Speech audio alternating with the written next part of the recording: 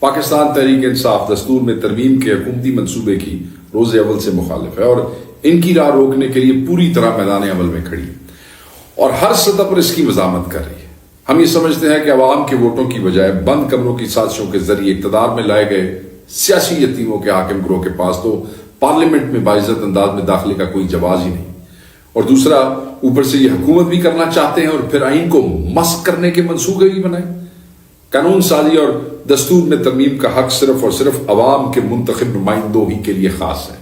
جنہیں یہ اختیار ملک و قوم کی فلاح و ترقی اور ادارہ جاتی بندوبست کو مضبوط کرنے کے لیے سونپا جاتا ہے۔ وہ گروہ جو آئین کی بے توقیری سے آئین کو روند کر ریاست پر قبضے کی شرمناک روش پر گامزن ہو اور خود کو دستور کی منشا کا پابند بنانے کی بجائے محض ذاتی ایجنڈے اور مفاد کے لیے دستور کی دھجیاں اڑانے اور اسے زیر و زبر کرنے کے منصوبے بنائیں، اس کے رحم و کرم پہ آئین کو کیسے چھوڑا جا سکتا ہے؟ ویسے تو آئین میں ترمیم کا پورا منصوبہ ہی بدنیتی کی بنیادوں پر استوار ہے اور ملک و قوم کے مفادات کو دفن کیے بغیر اس کی کسی ایک شق کو قبول کرنا بھی ممکن دکھائی نہیں دیتا۔ تاہم چیف جسٹس کی تقرری، آئینی بینچ کی تشکیل اور اس میں پارلیمنٹ کے کردار کی آڑ میں حکمران مقتدرہ کو کہ غیر معمولی اثر و رسوخ کی گنجائش پیدا کرنے کی کوشش ایسی تباہ کن ہے کہ انہیں قبول کرنا دستور میں اختیار کی تسلیس یعنی کہ پورے کے پوری ٹرائیکاٹمی آف پاور کے فلسفے کو زندہ درگور کرنے کے مترادف ہے۔ اگر یہ ترمیم آئین کا حصہ بن جاتی ہے تو عدلیہ ہر لحاظ سے اپنی آزاد حیثیت کھو دے گی۔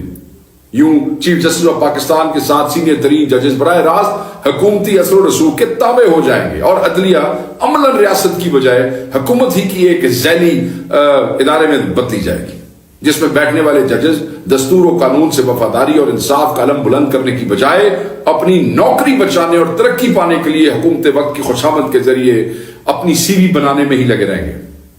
پارلیمانی کمیٹی جس میں سیاسی جماعتوں کو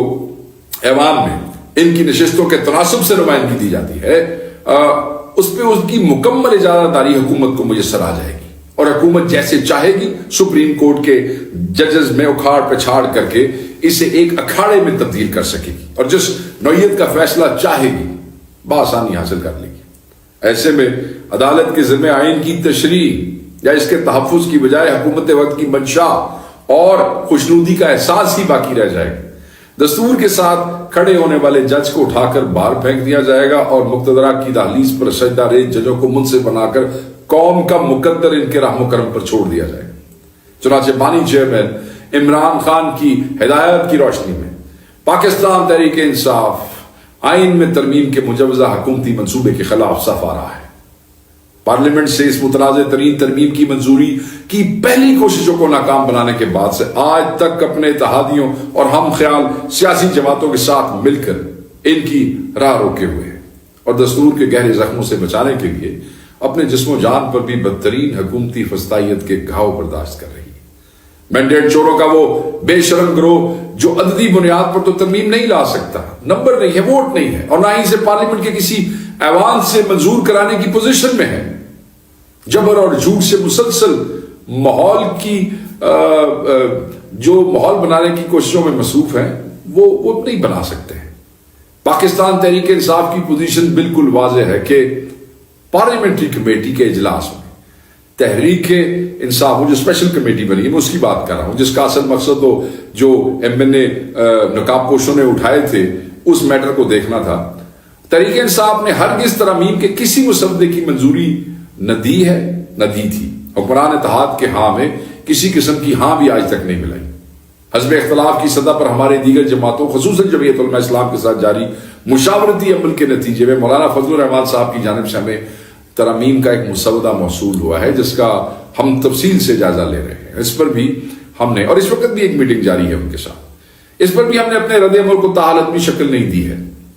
ہمارے ذمہ داران اس معاملے پر اب تک ہونے والی پیش رفت سے بانی چیئرمین عمران خان صاحب کو آگاہ کریں گے اور ان کی ہدایات کی روشنی میں اپنا رد عمل بھی دیں گے اور آئندہ کا لائے عمل بھی قوم کے سامنے رکھیں گے۔ مینڈیٹ چوروں اور ان کے گماشتے بیانیہ سازی اور پروپیگنڈے کی اپنی لت ضرور پوری کریں گے، مگر شہر شہر کریا کریا جبر و فسطائیت کو پیروں کی ٹھوکر پر رکھ کر اس دستور کش منصوبے کے خلاف اٹھنے والی عوامی آوازوں کو بھی ضرور سن لیں۔ ارکان پارلیمنٹ کے اہل خانہ کو ننگی بدماشی اور فسائیت کا نشانہ بنا کر تجوریوں کے منہ کھول کر بندے پورے کرنے کی کوششوں میں ناکامی کی طرح پروپیگنڈے کے ذریعے کنفیوژن پھیلانے اور گھٹیا مقاصد نکلوانے کی مایوس کن کوشش بھی ناکام رہے گی. تمام کوششیں ناکام ہو جائیں گی. تمہارے دن واقعتاً گنے جا چکے ہیں میں بتاؤں, اور عوام تمہاری رخصتی کے لیے کمر بستہ ہو رہے ہیں. دستور اور جمہوریت کے خلاف تمہارے ہر حملے کا جواب اب عوام دیں گے, اور وطن عزیز کو مجرموں کے رحم و کرم پہ ہرگز نہیں چھوڑیں گے. کل بھی تمہارے مقابل کھڑے تھے, آج بھی کھڑے ہیں, اور کل بھی تمہیں عوام کا سامنا کرنا ہو. سازشوں سے باز آ جاؤ اور دستور کی دھجیاں اڑا کر عدلیہ کی تباہی کے سارے منصوبے ترک کر دو, ورنہ اگر عوام آگے بڑھ کر تمہیں اس پر وہ مجبور نہیں کریں گے, بلکہ تمہارے ایک ایک جرم کا حساب بھی تم سے لیں گے. بس میں اسی پہ اختتام کروں گا. کھڑے رہیے اور دعا کیجئے کہ اللہ تعالیٰ عمران خان صاحب کی جلد رہائی ممکن کر سکے اور ہم اس غیر آئینی ترمیم کا راستہ روک سکیں. بہت شکریہ.